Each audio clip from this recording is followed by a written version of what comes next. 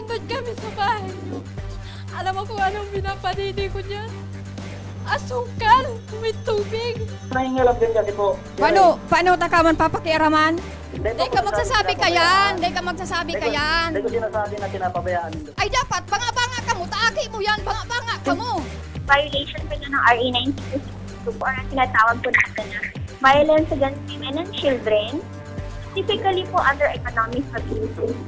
Kasi mandatory po ang pagbigay ng sustento sa anak. Kung kahit na wala man po sa kanya ang kustodiya ng anak po.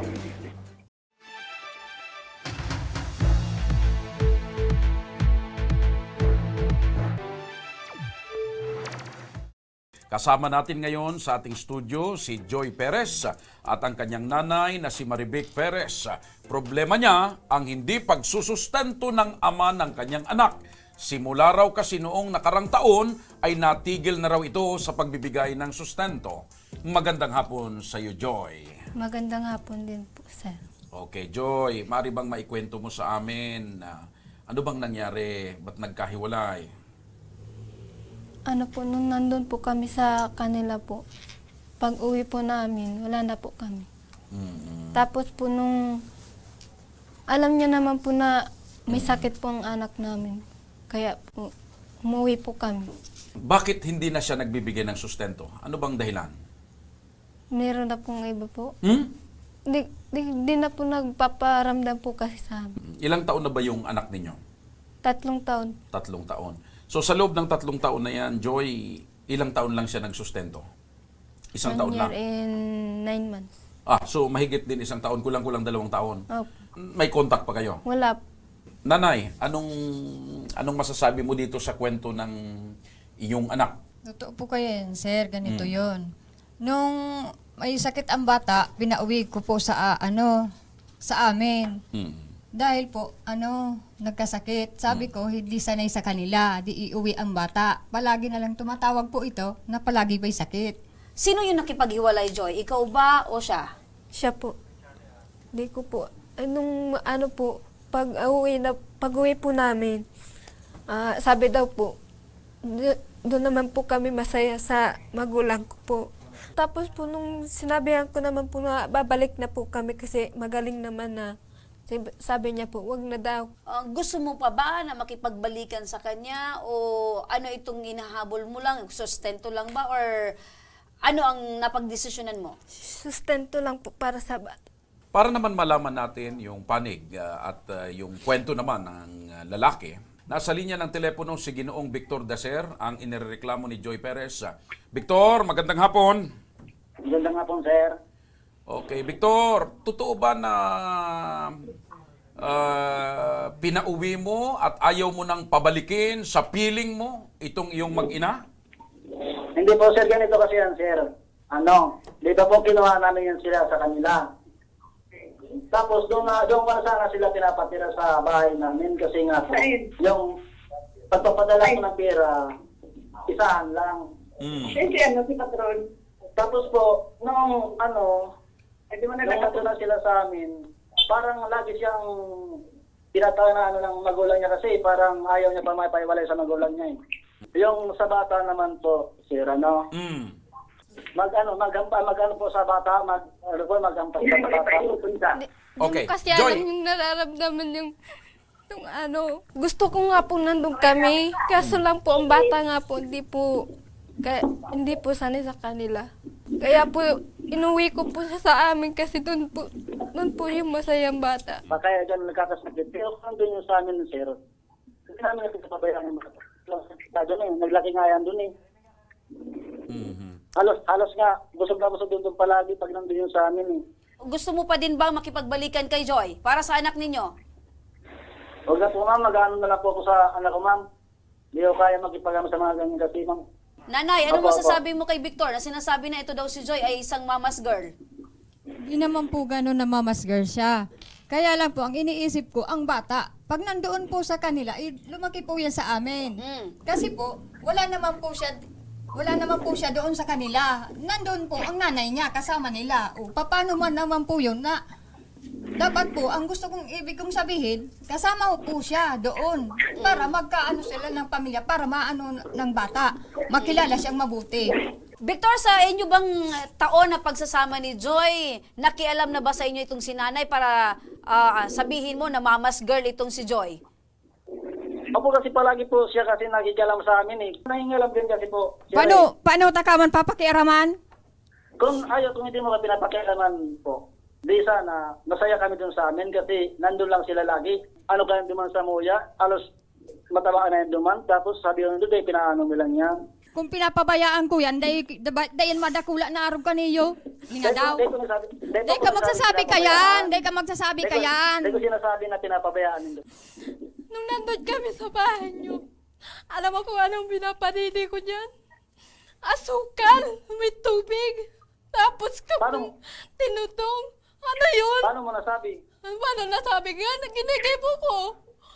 Dahil tinuturo ng mama mo. Oh. Paano pala si mga tinatao? Sabi mo pala, halos yung pag-uuloy ko. Uy, Victor, Wala kasino, lang yung Victor. kasino sa nang tinatao mo? 800? Makaigo yan? Siyempre po, si kaya ko man lang, sticker lang po ko. Ay dapat, banga-banga ka mo, taaki mo yan, banga-banga ka mo. May pamilya man ba po? Oh, may pamilya mo bagay yan? Pamilya mo bagay, Opo. anong gusto mong sabihin? Aki man lang bagang ko dyan dapat. Oo. Hindi man kami Oh, saka, dapat. Aki mo lang talaga, dapat. Tano nagahagad kami kang padaramong iyan? Pagkaray ka kang pagtatara mo. Taday kami naghahagad kang padaramong iyan, nagkadikit-dikit. Dahil ko man aram, dahil ko man nahihiling. Pasalamat ka pa nga nita. Sa kuya, gabos nag-aasa ang aki mo, na day ka na nagpadara. Nahihiling pa dumasa mo yan, pag sito sa akin ko, kung ano makapunta ni Joy, irarapas. Ay, wow. May iba ba siyang pamilya? Ang nanay niya po kaya, sir, binibigyan niya pa. Magkano ba dapat ang isustento ni Victor? 5,000 po. 5,000 ang isang buwan. Kada buwan po.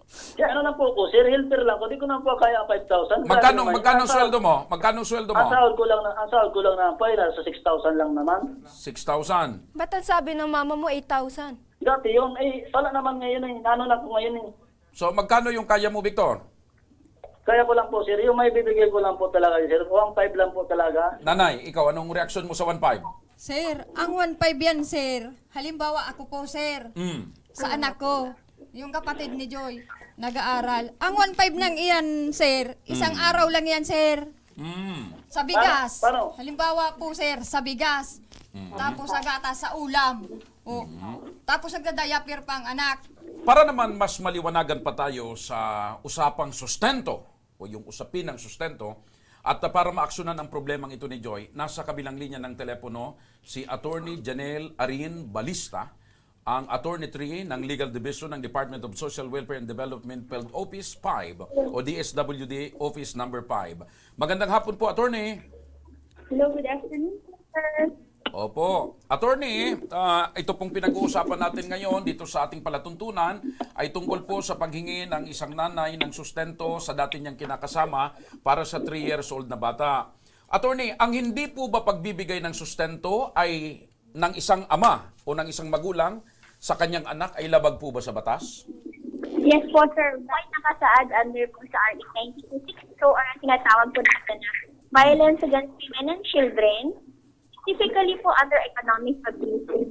May karapatan po ba yung tatay na tumanggi na magbigay ng sustento dahil wala na sa puder niya yung kanyang mag-ina?